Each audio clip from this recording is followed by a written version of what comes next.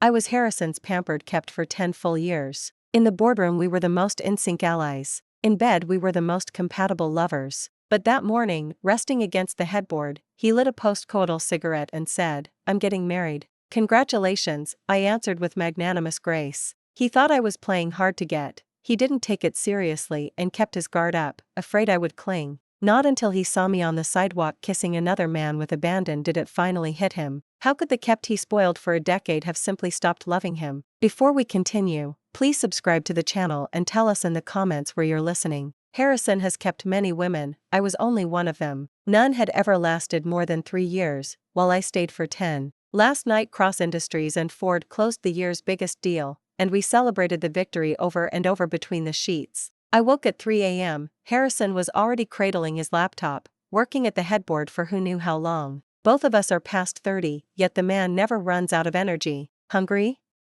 What do you want?" I asked, propping myself up to admire his perfect profile. A decade later, why am I still not tired of this view? He turned, met my adoring stare, and his eyes glinted with amusement. "Still able to stand? Shameless old man." I knotted a towel around myself and rose. Beneath the scattered marks my skin and figure were still girlish. I felt his gaze fix on me, roaming, lingering, burning yet restrained. After a long moment he suddenly said, "Skylar, I'm getting married." His husky voice shattered the quiet like a stone, the ripples ruthlessly sweeping through every inch of me. Harrison has one immutable rule: marriage is sacred. No matter how he played before, afterward he returns to the fold and devotes himself to his wife. I, the woman who shared his bed 10 years, am not qualified to become that wife. Actually, I'd prepared myself long ago, hadn't I? He wouldn't marry me, I'd known that from the start. My smile froze for only a second. I glanced back, dazzlingly coquettish. "Congratulations." His star-bright eyes darkened, studying me. "Not jealous? See?" He wanted to discard me like worn-out rags, yet still wished me to love him as before. I put on a thoroughly serious face. "My heart has already overturned the jar of vinegar. Can't you smell the sour?" He rubbed his aching temples in resignation, then laughed behind his hand.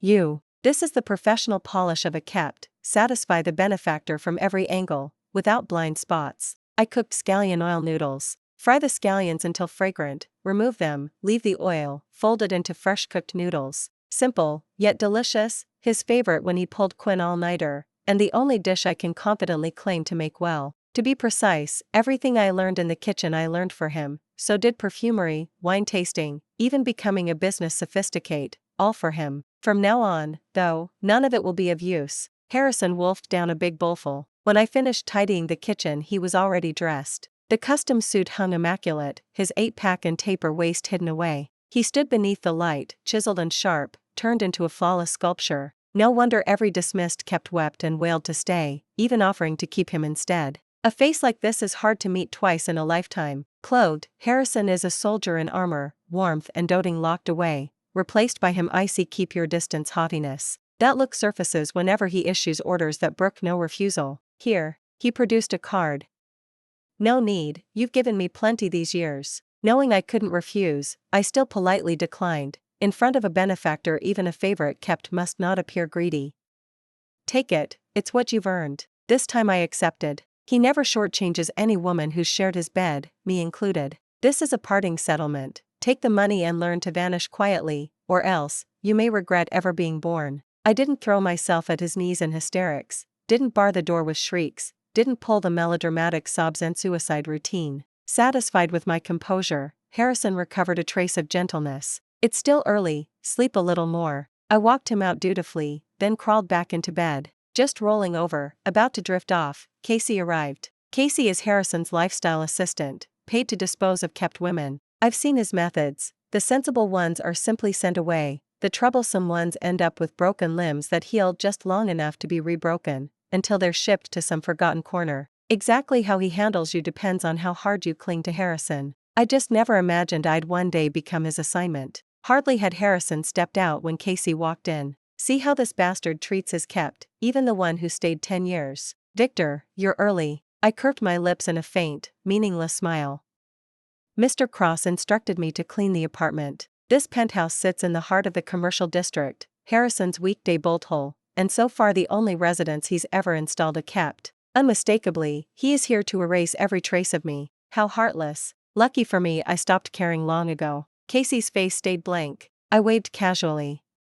Be my guest. He snapped on white gloves and began inspecting every inch of the luxury flat. People kept passing the bed. I couldn't sleep. I dragged my tired body up. The silk nightgown exposed swaths of skin, the night's wild marks half visible. Casey's pupils contracted, his face flushed crimson. Shameless, he muttered. The words were low, but in the hush I heard them. Tilting my head, I smiled sweetly. Then, deliberately, I hooked a finger under the strap and let the silk slide down my curves. Casey, a volcano of ice nearly erupted on the spot. He spun away so fast his nose almost scraped the wall. Shameless. The flames of fury left clear scorch marks on the plaster. Pleased with my prank, I strolled into the shower and turned the water on full. Bang! He slammed the door. I could practically see the veins leaping on his forehead. The cold water wrapped around me. I thought once I sobered I'd feel pain, but I didn't. When I came out, the coffee table was piled with relics. Quinn earring I'd lost years ago, a dress Harrison had ripped to shreds in the heat of passion. I remembered that gown, $100,000 purchase I'd made just to accompany him to a charity gala. By the end of the evening his claws had turned it into rags. A sneer tugged at Casey's mouth. So you pull the same petty tricks. Many tried to leave a hairpin or earring wedged somewhere to prove their place in Harrison's heart and make the next woman jealous, like dogs marking territory. I've always despised the tactic. Still, there's no point explaining myself to him errand boy whose job is discarding women. I ignored him, dressed, and finished. Casey finally confirmed every corner was clean. He stripped off the soiled gloves and stood before me, expressionless. I arched a brow. He clearly loathed looking at me but forced himself to. Mr. Cross said if you have any other requests, speak up. Other requests? Once, yes, but not anymore. This is plenty. I flicked the parting card between my fingers. Morgan's patience was almost gone.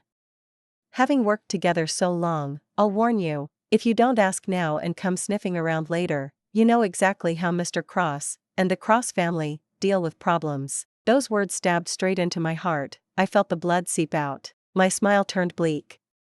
Harrison told you to say that? Casey neither confirmed nor denied. I widened the smile.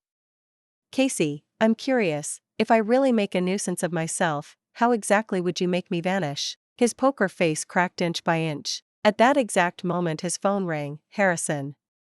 What does she want? Casey glanced at me. Cracks of embarrassment appeared.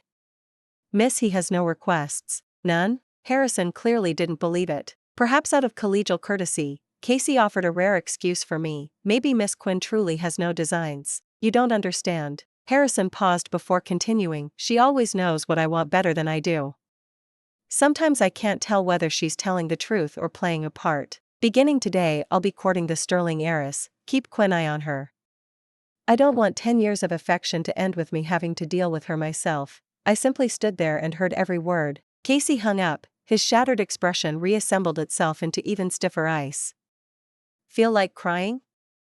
I smiled at him. Did you come so early hoping to watch me cry? Casey, the cracks glued themselves back. His face became more mask-like than ever. I can't blame Harrison for being wary. I've given him cause. I was 18 when I became his. A father who gambled, a mother dying of illness, a grandmother ready to sell me to him old widower to fund my cousin's bride price. Harrison pulled me out of that cesspool. Young, clueless about rules of the world, my only experience of the elite came from fairy tales and boss hero novels. I thought I was Cinderella discovered by the prince, destined to become Mrs. Cross and grow old in marital bliss. A year later I found out he had someone new outside. Like the betrayed heroine of destiny, I starved myself to make his heart ache, to make him realize I was his true love. After 3 empty days he finally showed up. Grasping at hope, I loftily gave him 2 choices. From now on, only me, or I walk. The man who never smoked in front of me tapped out a cigarette, lit it, inhaled, and suddenly laughed. Sky, you don't think I'll marry you and we'll grow old together, do you? I was stunned. Isn't that the script? He flicked my forehead, gentle as ever. Silly girl, when did old money ever really marry commoners? Unless you hold some irreplaceable value. He studied me for a long moment. The look said, clearly, you don't. Then he tossed me a card. Take a month to think, he said, stay or leave, my call. Like any righteous heroine fighting for dignity and holy love, I hurled the card back and delivered a cringe-worthy declaration that can still make my toes curl. Don't you dare insult my pure love with your filthy money. I cringed, rubbing my forehead at the memory. That day I stormed out in fury. He didn't chase, he just sat there smoking, no intention of stopping me. That month was the darkest, most destitute scrap of my life. A stray whose world had collapsed. I rebuilt my worldview again and again, trying to erase him, but reality said I couldn't. With eyes open, his handsome, gentle smile floated before me, a tenderness no one else had ever given, branded into my bones in an instant. With eyes shut, every kindnesses he'd shown replayed, each worth more than jewels, drowning me until I had no strength to surface. That despair hurt even worse. I didn't look for him, but after a month he found me under an abandoned bridge. Filthy and reeking, yet he didn't flinch. He bent and lifted me as though I were still his most treasured prize. I couldn't look at him, I shrank into myself like a stray cat recovered by its owner. I'm dirty. I should have wailed, continued my idiotic stubbornness, but only those two self-loathing words slipped out. That month of living rough had taught me one brutal truth. Without Harrison's affection, I was nothing. He smiled down at me, nothing but doting and heartache in his eyes. Even dirty, you're still my baby. Tears fell, severed pearls burning my hands, melting the last scrap of pride. That day he carried me home, lowered me into the tub, and personally washed every trace of grime away. Long, strong fingers combed through my hair, handling me like a Barbie doll. Really like me? His voice was always magnetic, irresistible. Then learn how to be a proper kept, learn how to stay by my side longer. And in the end I did become the longest staying kept he ever kept. Casey asked what I wanted, last chance, speak and maybe he'll oblige. Once upon a time what I wanted most was a single share of cross-equity. Even 0.001% would have thrilled me. Naively, I believed that would turn me from kept into true partner. So I insisted on joining the company. Even making coffee for executives would have suited me fine. He didn't refuse, only smoothed my hair with amused affection. Actually, you don't have to. I thought then he was afraid I'd be bullied. It only made me more determined to impress him, to grow into someone worthy. But when I proudly presented my first closed $10 million project, he merely smiled, beckoned a fresh sister from the lounge, and told us to get along from now on. How it felt. The pain has blurred. 10 years, from a useless innocent the first became his right arm, projects I handled worth billions. Yet I never received a single share of cross stock. Random junior employees earn equity bonuses, yet he bought me a bracelet and called it even, exactly as he does every kept. Honestly, I've asked myself, after 10 years, why can't I demystify Harrison? But human nature is exactly like that. Once you've stood on a majestic peak, molehills and sand dunes never impress you again. People warn each other, don't meet someone too dazzling when you're young. I left that penthouse for good, as if I'd never set foot in it. The night was still thick, the street held only my solitary shadow. Wind rose, fine needles of rain drifted across the sky. I tightened my coat, lifted my chin, and walked into the storm alone. So what if no one held an umbrella over me? I was no longer the stray cur or alley cat that had to live on someone else's breath. The announcement of the Cross-Sterling engagement came fast. A photo of Harrison kissing Charlotte appeared right on cue in the society gossip feeds. I studied it on my phone. Charlotte was beautiful, but the angle was wrong. Harrison hates it when a woman stands on tiptoe to match his height. He prefers to bend down so you shrink inside the steel cage of his arms. Bang! Another glass of water landed in front of me. I turned irritated, and met Casey's poker face. How many of these today? Couldn't he at least change the brand? Even if I love mocha, a dozen glasses will drown me. For several straight days I behaved, and Casey finally exhaled in secret. A week later Harrison flew home with the sterling heiress, every manager and above lined up in welcome. Good morning, Mr. Cross. Good morning, Miss Sterling. Half-bows, voices perfectly synchronized. Harrison was giving Charlotte a show of force, proving how he would treat his fiancée. I, the chief secretary, stood in the greeting rows like everyone else. Harrison didn't spare me a single extra glance. When Charlotte swept past on his arm, she didn't look at me either. To blue bloods like them I was Quinn Ant, if crushed, not worth the dust on their shoes. 2 coffees. Those were the first words Harrison spoke to me. Fetch and carry wasn't in my job description anymore, but today he wanted to parade his attitude for his bride-to-be. Charlotte finally glanced at me. Sam. Her tone was gentle, every inch a great lady courtesy, much easier than certain keeps. Honestly, that alone gave me a decent first impression of her. Harrison likes black espresso. Charlotte insists on Kopi Luwak brewed to a ritual so precise all of Riverdale can't satisfy her. When I served her cup she took a sip, and interest flickered in her eyes. Miss Quinn, may we talk? She cornered me at the first lull. Both men's alarm bells rang at once. Harrison's face was calm as still water. He simply said, "Go." As I fetched my bag, Casey brushed past. "You know what to do." Sometimes I swear Casey is the dog Harrison keeps on a leash. Charlotte and I sat across from each other in the cafe opposite the tower. She ordered another Kopi Luwak. I asked for the cheapest cappuccino. I came to see what kind of woman Harrison kept for 10 years. 10 years, lovers tire, even devoted spouses rarely stay respectful and tender that long, yet we had. I swept my eyes over the watchers scattered around us and smiled slightly. "And now that you've seen, Miss Sterling?" My gaze was mild, graceful, neither servile nor proud. She tasted her coffee, miles from the cup I brew, then pushed it aside. "You're not the usual painted toy. You're clever. What are you going to do next?" What could I do? Shatter everything for some ridiculous notion of love? I'd outgrown that teenage fantasy. I couldn't afford to offend the Cross family, let alone the Sterlings. More important, I finally understood the rules of this tier: be useful, be harmless, or be removed. I handed over the resignation I'd already drafted. Charlotte was startled, though disposal had been her purpose. Her research showed Harrison's keeps rarely lasted 3 years. A decade of me rattled her. Until I was gone, she couldn't walk down the aisle in peace. We were both pragmatists, so she cut to the chase. "Willing to let go?" I smiled, poised. "Mr. Cross once told me, fool around before the wedding, stay faithful after." I know my place. I neither dodged my label nor played pitiful. Instead, I stressed his promised loyalty to his future wife, a line that flattered her. Her eyes softened. "After leaving Cross Industries, what then?" A probe, but I didn't flinch. "Mr. Cross taught me plenty. I can build something of my own." Shock crossed her face. I smiled. "Miss Sterling, relax. I won't haunt him or repay kindness with spite." Repay kindness with spite, nicely put. "No wonder you lasted 10 years. She got her answer. We parted pleasantly. All the watchers exhaled together. When Charlotte stood, Harrison was already at the door. He curved Quinn arm around her waist, no extra look for me. Yet that night he came to my estate. Half asleep, I rolled into a solid, familiar chest. His scent folded over me. I opened my eyes. Harrison lay propped on one elbow, watching me, who knew how long. Fool around before, faithful after. I won't repay kindness with spite. He laughed low. I blinked drowsily.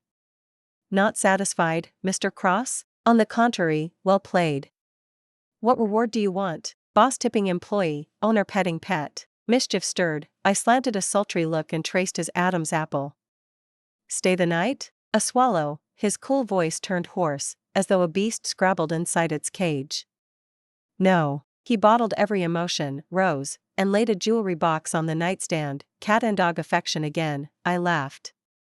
"It's early, go back to sleep." A bunch of keys followed, the keys to this house. When I bought the place I'd handed them over. "Our home," I'd said. Now he dropped them back. I watched his back disappear, rolled over, and went on sleeping. Harrison climbed into the waiting Maybach without looking up. Yet he didn't drive off. He stared at the dimly lit window. A quarter hour passed, no light, no figure chasing out. "Ruthless," he muttered, tugging at his tie, irritation flickering. Casey, doubling as driver, glanced in the mirror. "Stay, maybe?" Harrison's eyes slashed sideways. "You know how hard it is to quit smoking?" "Club," he ordered. Only when the engine faded did I rise, draw the curtain, watch the taillights vanish. Quitting cigarettes is hard, quitting a person harder, just like when I'd tried to quit him. Harrison had a new keeps, I smelled it in a heartbeat. Casey said the girl was 18, the age I'd been. He'd sworn off women under 22 5 years ago. Growing more bestial with age, isn't he? Casey, Harrison, me, spotting Harrison. The beast moved like a ghost. Fed by fresh youth, he looked invigorated, those smiling eyes pinned me. Without blinking I said, "We were talking about the old mutt next door." "Harrison." I thought I heard teeth grind. Documents flooded in. He had no time to deal with my loose tongue. While signing he suddenly murmured, "Really don't care anymore?" "Pardon?" The HR director's ears elongated, yet heard nothing. Harrison chuckled, as though he'd seen through another trick. "Nothing." Who was resigning again? Secretary Quinn. His pen paused. Word leaked, headhunters are circling, even Ford. Rumor says she turned them all down. His lip curled. She would. Light, certain, he knew I could climb higher. knew what I gave up for him, and thought it only natural because I loved him to the bone. Shall we keep her with a premium offer? No need. 2 casual words, attitude clear. I smiled. Luckily expectation had already died, so disappointment never came. I knocked. Mr. Cross, here to hand over my projects. Since I was leaving, every file had to change hands. He didn't ask me to stay, I didn't beg or question. We silently signed the ending. Somehow the newest keeps heard of me and blocked my path. Painted to the nines, draped in bling, she spun before me. Harrison is so good to me he hasn't even touched me. Unlike certain people, good only as a release toy. Should I be angry? No. I sized her up, nodded. Indeed, hard to muster appetite. 10 years, knowing exactly which woman triggers what in him. This one was nothing but a safe, rabbit-shaped bolster. Hit, the girl stamped. Just then Harrison arrived. She dove into his arms. Harrison, she bullied me. He glared. I spread my hands. He stuffed her into the car and drove off. I watched them leave. In the mirror Riley stood cool and elegant as ever. He glanced at the girl beside him, last week Quinn innocent bunny, now plastered in glitter. Cute at first, but next to Skylar, vulgar. Harrison suddenly laughed behind his hand. What is it, Mr. Cross? I tried to quit smoking by stuffing my mouth with shit. Amusement glittered. Casey read him, glanced at the shrinking figure. Shall we? No need, 1 cigarette. Just smoked too long, hard to drop. What are you saying? The little keeps blinked, lost. Harrison ruffled her hair with the same gentleness he'd once shown someone else. He dropped her off, ignoring her tears, and left. Back home he swallowed a pill. Casey watched. Mr. Cross, in 2 weeks, 7 insomnia nights, 3 gastric bouts, 2 allergies. You caught her little schemes too? Hand on his aching stomach, Harrison laughed. 10 years, how did she weave herself everywhere? She probably thinks that makes me need her. Casey didn't know whether to call it paranoia or praise a man knee-deep who still felt fresh air. One thing was sure, the tricks didn't anger Harrison, they seemed to please him. Then send a few trainees, spare yourself. Only after Skylar stepped back did they see how perfectly she'd cared for him. No one knew the manual. Harrison's smile lingered. Ever seen anyone gift the family secret recipe? Her edge, she'd never teach it to rivals. The doorbell rang, same-day delivery, perfectly timed. A huge box of notebooks, her handwriting, every page of 10 years, Harrison's meals, habits, allergies, dozens of leather-bound journals. Miss, he said, give these to whoever takes care of you. Harrison, Casey, the air smelled like a blade. Then Harrison seemed to understand, she knew him better than he did. He opened one, XX/XX/XX. Harrison's stomach hurt again. Noodles are good, I got up early, but he ate only 1 bite. Was it wrong? XX/XX/XX tried new recipes. He ate 2 more bites. XX/XX/XX allergic to XX perfume. If only I could blend one perfect for his skin. XX/XX/XX succeeded. 10 fragrances, 2 he loved. He said, only for me. Bliss, pages and pages, all of them. 10 years, she really learned how to stay longest beside me. The blade flash vanished, a comfortable smile curved his mouth. But that alone isn't enough to keep her forever. Casey wanted to say the handover was almost done, Skylar would soon be gone, but swallowed the words. That woman is shrewd and full of schemes, I've been played by her plenty of times. Who knows if she's pulling another, playing hard to get stunt. First thing in the morning, Casey came looking for me specially to say Harrison had handed my leather-bound journals to Luna, the newest kept. I gave a non-committal nod. Casey stared at me for a long time, found none of the reactions he'd hoped for, and finally asked outright, you really don't mind? I smiled. Mind what? Would minding help? Casey said nothing. Yesterday he'd read those journals too. How deep must a person's love be to do so much, to go that far for someone? Mr. Cross's suspicion was right, devotion like that couldn't be cast off lightly. I knew that even if I claimed I was over it, they wouldn't believe me. Luckily my handover was almost done. In 2 days I could leave this place for good. Then the sky would be wide, the sea open, and I'd never again waste time locked in this golden-kept cage. But right then, the newest kept stirred up big trouble. When I reached the hospital, Harrison had just had his stomach pumped and lay on the bed looking haggard. What exactly happened? Before Casey could answer, Charlotte click-clacked over in her stilettos. She swung her hand and slapped me across the face. I thought you were decent, but you actually fed him that kind of drug. My vision blurred, my cheek burned, my ears rang. Before I recovered, Charlotte raised her hand again, but this time it never landed. Casey stepped in front of me, and another hand gripped Charlotte's wrist a heartbeat earlier. A drop of blood fell on Charlotte's wrist, shocking. Blood dripped from the back of Harrison's hand, equally shocking. Harrison, your hand. Dizzy as I was, I still saw it. He'd yanked out the 4-needle, tearing his skin. My long dead heart gave a sudden jolt. Apologize. Harrison's voice was ice. Charlotte's tears were almost forced out. Harrison, you'd do this for some cheap. It wasn't her. It was Luna. Mr. Cross refused to touch her, so she drugged him. Casey finally managed to explain. Charlotte froze. She didn't want to lose her heiress poise in front of a kept, yet today she'd acted like a stupid, jealous shrew, hysterical, indiscriminate, flustered. Apologize. Don't make me say it a third time. How could the lady of the house say sorry to a bedwarmer? Tears rolled down Charlotte's face, wronged, humiliated, but she forced out the 3 words, I'm sorry. I looked at Harrison's profile. Dying embers flared again for him instant. But the next moment, Harrison's breath softened. He rubbed her wrist. Does it hurt? I touched my own cheek and suddenly laughed. The sparks died, extinguished for good. Only then did Harrison seem to notice me. Glancing at the red handprint, he said, Casey, take Skylar to have her face looked at. Also, a harsh gleam rose in his eyes.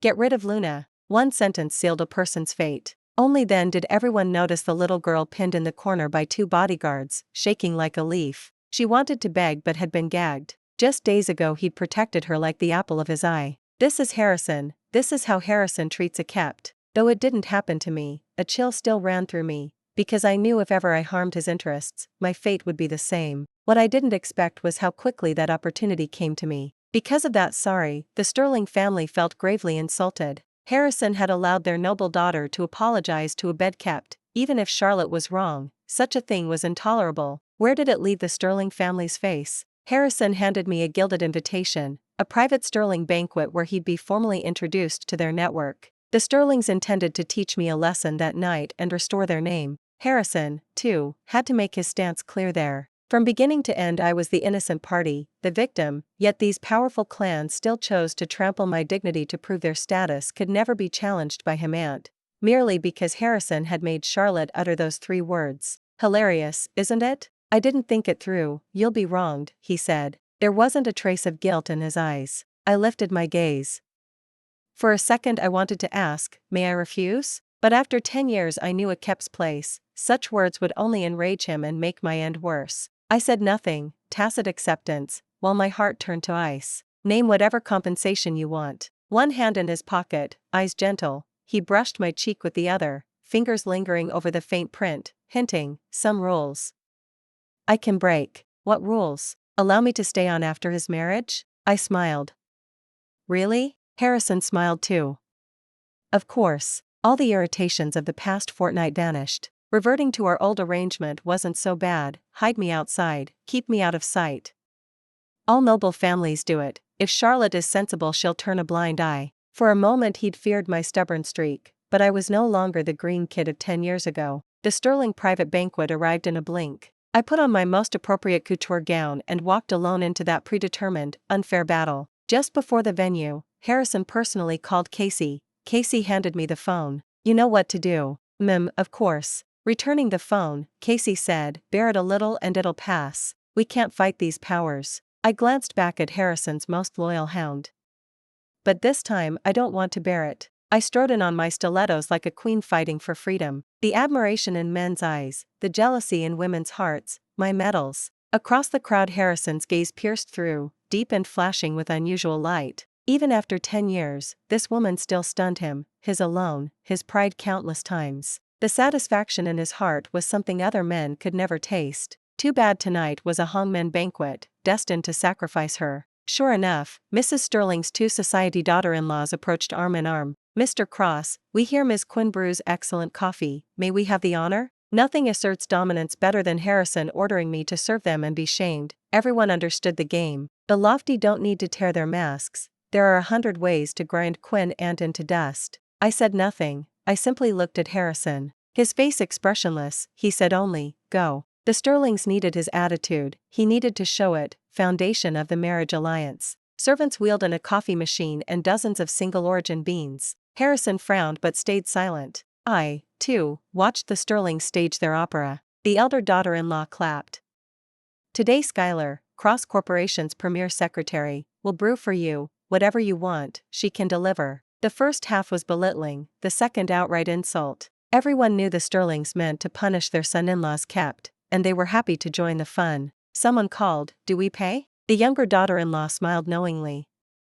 $10 a cup for this cheap goods, first come, first served. The ladies tittered behind their hands. Eager to show their skill, the playboys stepped up first. Humiliate the woman, please the Sterlings, maybe snag benefits for their families. Men flexed, women readied. Only then did Harrison's expression shift. He looked across at Charlotte. Enough, it said. Charlotte stayed silent, while Mrs. Sterling gave Harrison a cold, proud lift of her chin. Harrison said no more. I'd never pinned my hopes on him. Now I stood behind the bar, elegant, facing them all. The Sterling family is doing charity, $10 a cup, every dollar to schooling girls in impoverished mountain areas. The crowd, why wasn't she cowering in shame?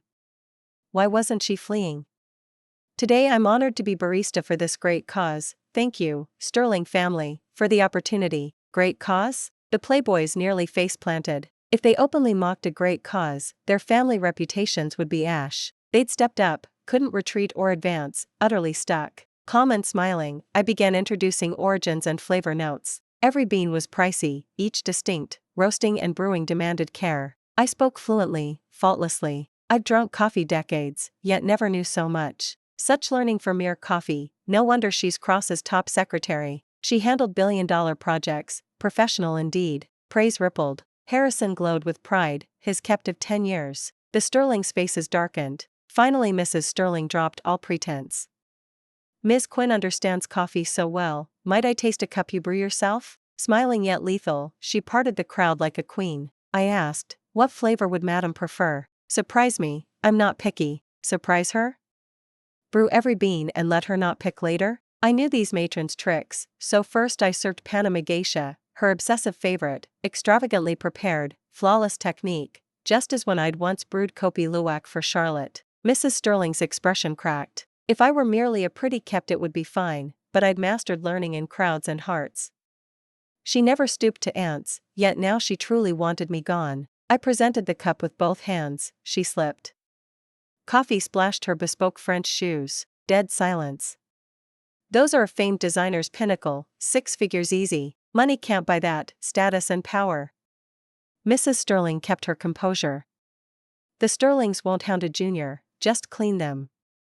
See how generous, how merciful. Schuyler will have to kneel to wipe, dressed like that? The elder daughter-in-law added, Mother's shoes must be touched by the most flexible, most supple part of the body, the tongue, so the leather isn't marred. Gasps everywhere. The shoe lick, ultimate humility, utter submission. Mrs. Sterling was ruthless. I didn't move. She grew displeased and turned to Harrison. What if your secretary disobeys?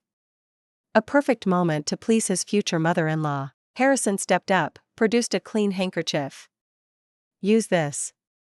At least no tongue. Ignoring the Sterling's displeasure, he seemed to grant heaven's favor. I smiled.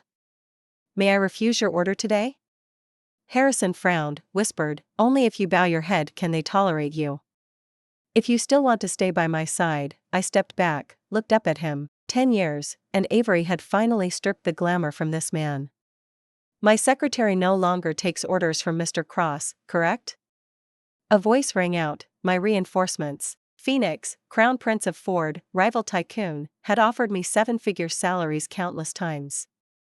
I finished handover the day before, resigned yesterday. Now I have no ties to Mr. Cross or Cross Corporation. Mr. Cross, may I refuse your order now? Still poised, I met his gaze. Schuyler, are you serious? Phoenix lifted his arm, I took it and nodded. Harrison's pupils flickered, yet his face stayed calm. Fine. I set you free. No emotion, as if discarding trash. Still, it stabbed my heart. With no ties, the Sterlings harassing me would now look cheap. Phoenix patted my hand for all to see.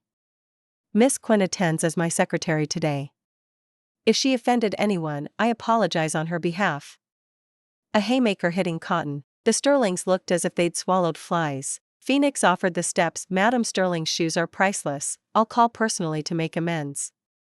Mrs. outfit is soaked, unseemly, so we'll take our leave. The coffee had been deliberately spilled, most of it scalded me, yet no one cared whether I was burned, only the precious shoes mattered. The Sterlings knew they were in the wrong, they didn't fear the Fords, but squabbling over Quinn aunt like me wasn't worth it. In high society, interest always comes first. No need, just a misunderstanding. Mrs. Sterling graciously let us go, and so the matter ended in what looked like perfect closure. I slipped my arm through Phoenix's and walked out, flinging away 10 years of baggage, 10 years of dead weight, 10 years of swallowed pride, leaving nothing behind but a hall full of stares and admiration. 10 minutes earlier no one had believed I would escape unscathed, now I had done it. The legendary chief secretary of Cross Industries, reputation thoroughly earned. Schuyler, if you leave with him, you forfeit every right to come back to me. The corridor lights blazed as ever. Harrison stood beneath the glare, one hand in his pocket, voice flat. Was this his final ultimatum, or another lofty bestowal of grace? I smiled, lighter than I had ever been. Harrison, I don't like you anymore. For a quick instant the light seemed to freeze on his face. Probably wishful thinking on my part, still expecting him to show a flicker of regret, of reluctance. In truth he slid the other hand into his pocket as well, posture even more relaxed. Fine. You're free. That was him, the man I had clung to for 10 years. I stepped into the elevator beside Phoenix. Harrison turned back toward the ballroom. The doors shut. Avery, our bond was severed for good. Inside the ballroom the earlier uproar might never have happened. Harrison toasted the guests with Charlotte on his arm. Only then did Charlotte notice the anomaly. Harrison, your hand is bleeding? Only now did he feel a faint sting in his palm. He looked down, the wound looked as though a nail had gouged it. Because his nails were short, blood had smeared his fingers. He instinctively hid the palm. It's nothing. Must have scraped somewhere. Graceful and composed, not a soul detected anything amiss. Phoenix dropped me at what used to be my home with Harrison. The door clicked shut. Phoenix tugged his collar loose, baring the lines of throat and collarbone. I was boxed against the wall, swamped by raw male pheromones. Secretary Quinn, time to pay the price. Low, hoarse. He wanted me, but only in bed, perhaps chiefly because I had once been Harrison's exclusive property. Smack. A folder landed on the hard plane of his chest. What the? The contract. Phoenix glanced from me to the papers, finally grinding his teeth and releasing me. See? When profit is on the table, a man always knows which switch to flip. Yes, Phoenix had helped me tonight, but at core he and Harrison were cut from the same cloth. I had no intention of leaping from one fire pit into another. Phoenix skimmed the clauses at lightning speed, shocked, thrilled, but Avery still reluctant. He swallowed. Actually, I wouldn't mind playing Quinn extra scene, no surcharge. I glanced at the window. Let's hammer out the contract details. Phoenix sighed at me. He had hoped to sample the body Harrison never tired of for 10 years. I pasted on a smile that never reached my eyes. The hair on Phoenix's nape bristled. He sat properly. We talked business until dawn. I walked him out. Beneath the window lay only cigarette butts. One was the brand Harrison favored. Had he come? I laughed it off. Probably some human surveillance drone checking whether I'd sold out Cross, puffing on a cigarette Harrison had tossed him. Cross Tower, top floor. They spent the night together. Harrison looked up from his files. So? Not a trace of concern in his eyes. Casey opened his mouth, then closed it. 3 days later. She's gone, 9 o'clock flight, takes off in half Quinn hour. Same office, same posture. This time Harrison did not even lift his head. Casey stood a long while, then left. He suddenly felt Schuyler's departure might be for the best. Mr. Cross simply did not care whether she stayed or left. He never noticed the pen in Harrison's hand slow, then stop. Harrison watched the hands of his watch crawl past 9:30. Inexplicable emptiness opened inside him. He rose and moved to the floor-to-ceiling windows, gazing at the bleak sky. Tiny ice crystals drifted past. Only then did he realize snow had begun to fall. Someone had once told him she loved northern snow, dry as granulated sugar, not like the slush back home that melted the instant it landed. A month later Harrison and Phoenix crossed paths at club. Phoenix, in rare high spirits, lifted a glass toward him. Know what I charged for pulling her out of that mess? Harrison ignored the proffered drink, sipping his own. They had detested each other since boyhood. No need for courtesies. No need to brag. She was just a toy. I can afford the loss. 100 million. Harrison froze, glass halfway to his lips. At first I thought she'd be my kept, when I tired of her I'd set her free. Bang! Harrison's glass slammed onto the bar. Phoenix glanced over, unperturbed. I also toyed with keeping her, watching her conquer the market, quite a spectacle, but she slid me a contract, one I couldn't refuse. See?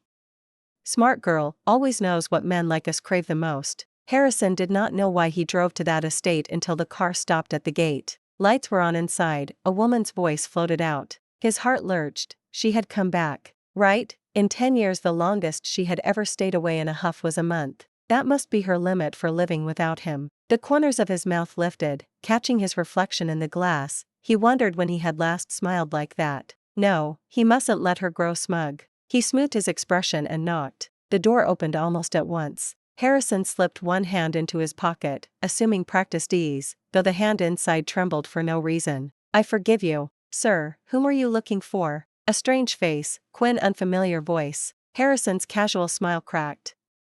Who are you? Oh, we're agents Miss Quinn hired to clear and list the property. Are you here to view the house, sir? Sell? For a moment the word refused to register. This was the first home she had bought for the two of them. He still remembered the sparkle in her eyes when she pressed the key into his hand.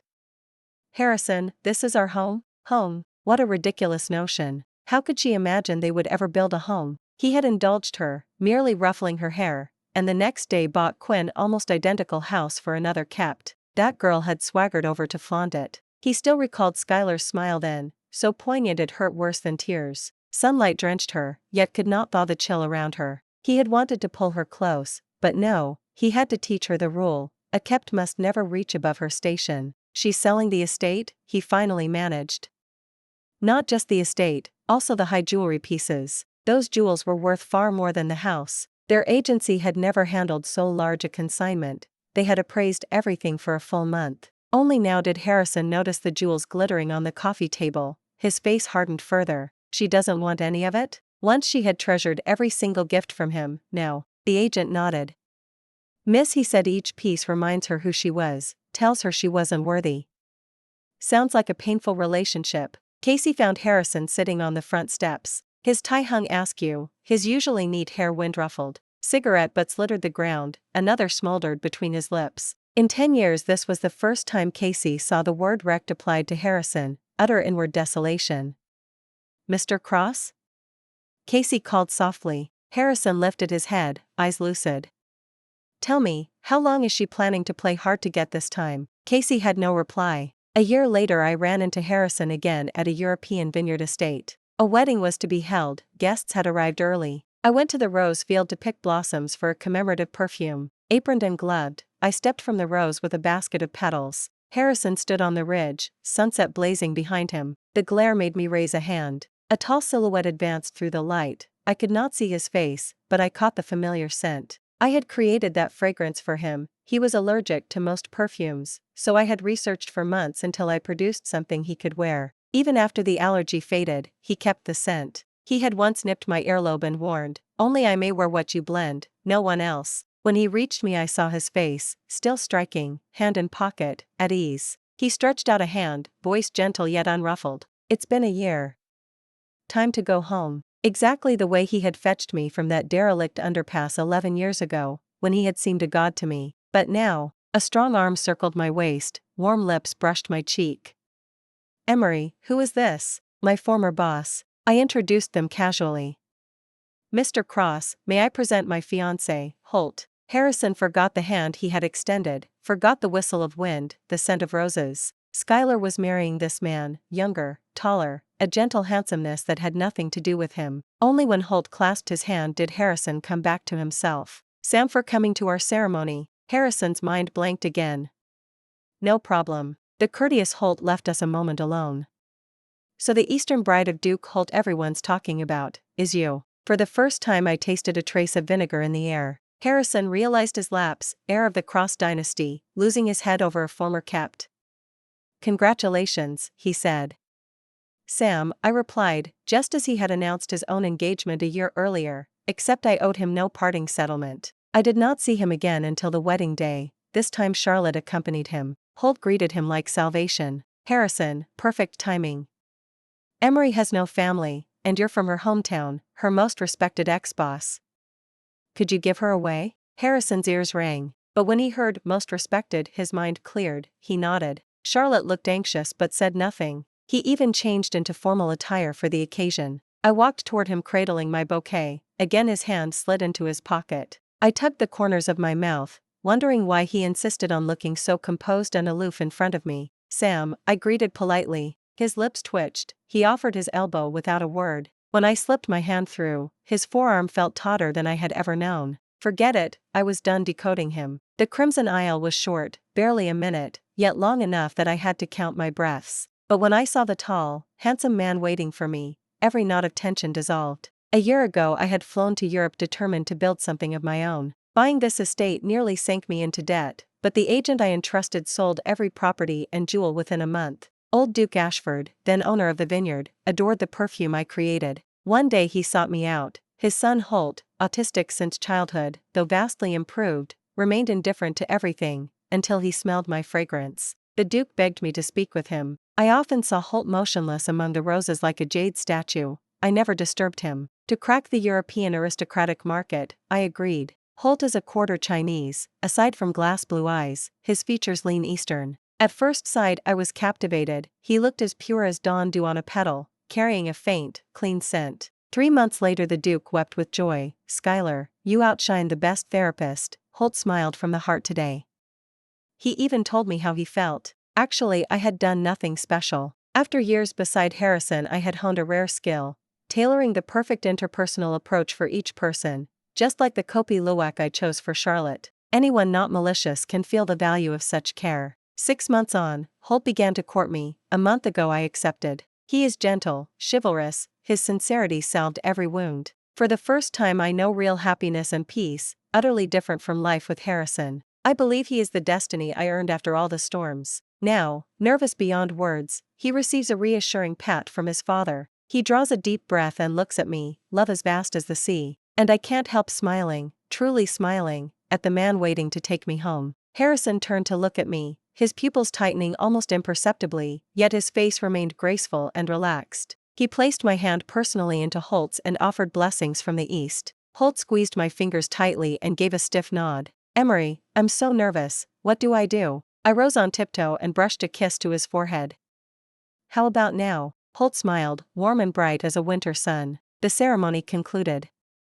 Harrison watched us kiss from within the crowd, expression still unreadable, but when the reception ended he had vanished. I saw him again 2 days later. Most guests had left, and I, as hostess, handed out parting gifts myself. Harrison, it's your favorite signature scent. Charlotte beamed. Harrison never wore fragrance anymore. Once a bottle was empty, she had scoured every maison and still failed to find that note, until today. Miss Quinn. My dear Mrs. Cross, please address her as Mrs. Ashford. Holt offered the correction with languid elegance, happiness tucked in the corner of his mouth. He cared deeply about the title. I glanced at him, half exasperated by this little show of possessiveness. Charlotte blinked, then hurriedly corrected herself. Mrs. Ashford, may I ask where this perfume is made? Where could I buy it? I pointed toward Phoenix in the distance. Suddenly Charlotte understood. No wonder Harrison had stopped using it. Phoenix was the distributor. She went to find Phoenix. Harrison's gaze pinned me. In Chinese he asked, you gave him the formula? Otherwise, what could I have offered Phoenix to build $100 million venture? A brand launched amid East Coast high society would ascend to luxury status and race up Oriental must-have lists. Do you still remember why you first started blending perfume? For the first time I saw accusation in Harrison's eyes. The untouchable ice-crowned flower had cracked, if only by a hairline. I smiled at him. I remember. But it's all past tense now. Emery, what's past tense? Holt asked suddenly in Chinese, then switched to English. Chinese is too hard, I haven't mastered it yet. Harrison. He said nothing more, turned and walked away. For the first time I saw him lose composure in front of outsiders, before the family of the Duke with whom he hoped to partner. The next day Charlotte sought me out. Schuyler, we're leaving. I smiled and wished her Godspeed. Charlotte hesitated, then met my gaze with sudden resolve.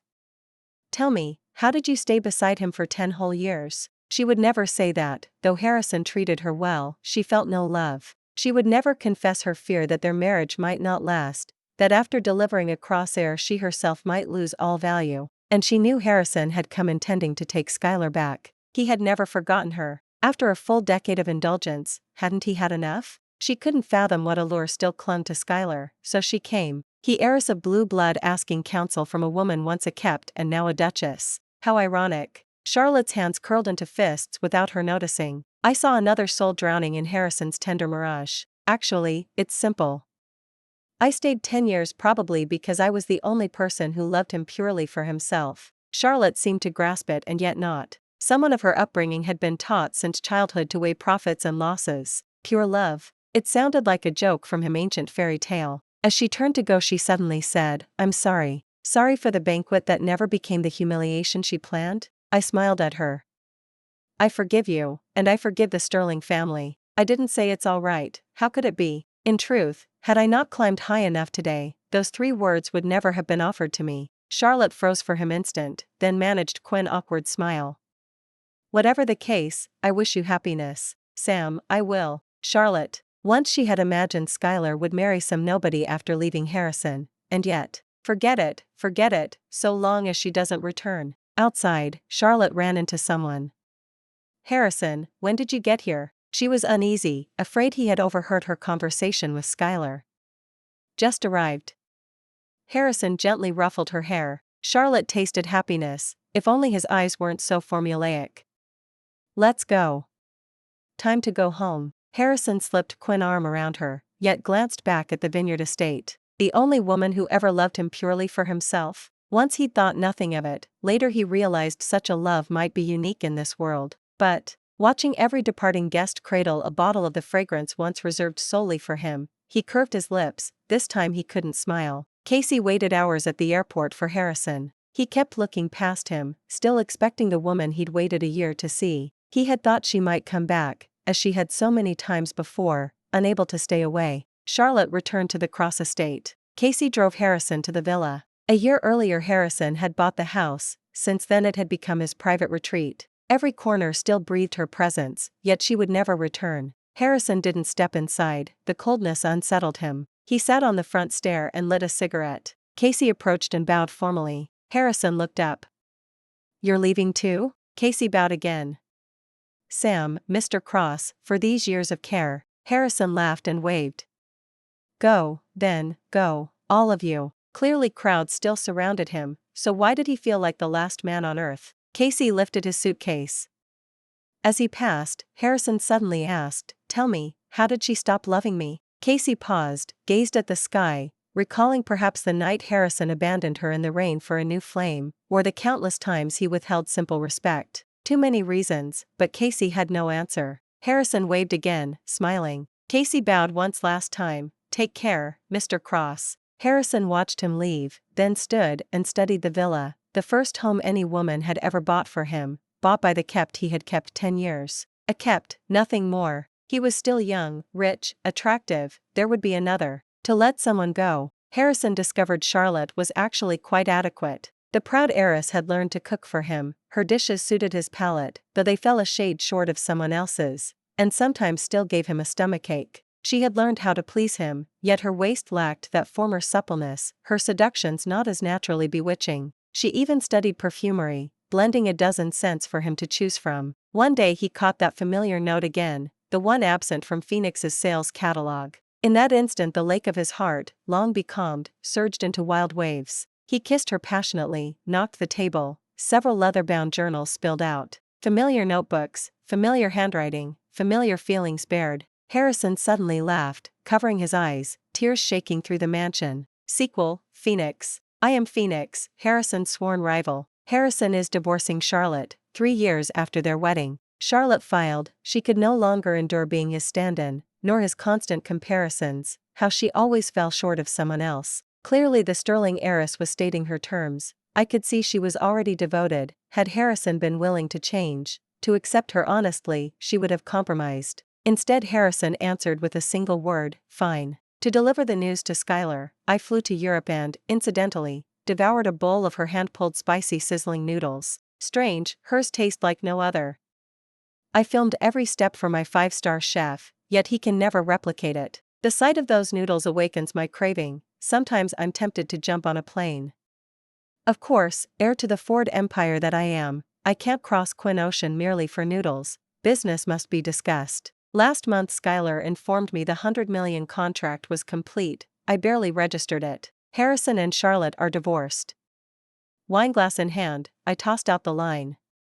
Oh, that's it? That reaction? She didn't even lift her eyes. Unwilling to concede, I pressed, was it deliberate, leaving that 1 cent for Charlotte to imitate, so Harrison would remember you? She didn't answer, merely kept working the dough, sunlight gilding her profile until even her hair glinted. Beautiful. I looked away, determined not to be bewitched. Skylar, is this your revenge? She lifted her gaze, eyes clear, a smile blooming slowly. Do you know how many seasonings exist on Earth? And how many combinations they can create? Do you truly know which flavor suits you best? I frowned, puzzled. Humans are pleasure seekers. Once they taste what fits them perfectly, they crave it ever after. Anything, taken to its extreme, becomes irreplaceable. I felt the top of my skull crack open. I had never understood how she infiltrated Europe's upper circles so quickly. At first I thought it was via Holt, but now, I glanced toward the guests strolling the estate. Some came for her Eastern delicacies, some for her perfume, some for her limited edition wine, others for her hand-brewed coffee or bespoke creations, all tailor-made for each magnate's taste, like my bowl of spicy sizzling noodles. I've tasted delicacies worldwide, only these haunt me. She has been in Europe a mere 3 years. Harrison had 10. Surely not even their kisses, their positions in bed, were custom calibrated by her? Anything, taken to its extreme, becomes irreplaceable. Her words rang in my ears, a shiver ran down my spine. No wonder the final 3 years Harrison kept no one else beside him. Harrison, just what monster did you nurture in those 10 years? The noodles landed in the bowl, I lost my appetite. I'm afraid that one day, like Harrison, I'll find her impossible to quit. Skylar raised a brow. Not eating? I'm not hungry. I fought to look normal, serious. Skylar shrugged. Holt arrived just then, slid Quinn's arm around her waist, pecked her lips, spotted the noodles and said, Phoenix, if you won't eat, I will. His Chinese is now fluent, tinged with a Dongbei drawl. Apparently he studied with a northeastern chauffeur because Skylar likes the accent. Holt didn't stand on ceremony. He lifted the bowl and wolfed it down while I swallowed my drool. This was the happiness I'd flown 10 hours for, stolen by that bastard. I pressed my aching chest. At that moment a family of 3 came to bid the couple farewell. The 8-year-old girl hugged Skylar, sobbing, and, wait for me. Next vacation I'll come back. You must make me jjajang noodles, they're my favorite. Skylar stroked her hair. Deal, I'll wait. So innocent, so genuine. Suddenly I realized my mistake. It was never scheming, it was sincerity itself. When a former kept lavishes on the world the single-minded love she once gave her benefactor, who can resist kneeling to such authenticity? Harrison didn't deserve her. I don't either. This trip I flew home with a 20 million contract in my briefcase. At the arrival gate I spotted a familiar figure. Harrison. Gray loungewear, hands in pockets, still the dazzling crosshair. Unless I'm mistaken, that outfit is a brand new piece from some master designer this year. Who merits such ceremony? Yet his expression didn't suggest Quinn important client, perhaps some new kept. Even at Skylar's zenith she'd never had this treatment. Our eyes met unexpectedly. I nodded. He looked past me, and only after making certain did he nod back. I thought nothing of it, until we brushed past and I caught on him a scent I hadn't smelled in ages. A light bulb burst in my brain. Could he be waiting for Skylar? Before I left for Europe I'd run into him at club and mocked, if Skylar hears you're divorced, what then? He couldn't believe she'd come back merely because she knew, could he? The idea seemed insane even to me. Mr. Ford? My driver came for the luggage. I shook the thought away. By the time everything was stowed, half Quinn hour had passed, and Harrison emerged from the terminal alone. Mr. Cross again? The driver wondered. Often? He nodded. Every 23rd of the month miss and send samples. I've picked them up several times, and he's almost always here. If memory serves, 3 years ago November 23rd was the day she left. Harrison even bought me a drink then, showing zero regret, and I'd felt indignant on her behalf. Skylar, why can't you let him go? I couldn't watch any longer. Harrison, stop waiting, she's not coming back. Harrison halted, raised a brow, cold smile tugging at his lips. Amir kept, you overrate her. The hell, did I even mention a name? She is very happy now. I couldn't help it, I drove the blade in. Harrison's frame swayed. You reap what you sow. What else is there to say? I can't even be bothered to mock him further. Let's go, I told the driver. The car rolled past him. Within a minute he seemed himself again, impeccably noble, posture perfect, yet edged with loneliness and chill. Thank you for listening to today's story. If you enjoyed it, please like and share with friends. We look forward to your thoughts in the comments. Don't forget to subscribe for more tales. See you next time.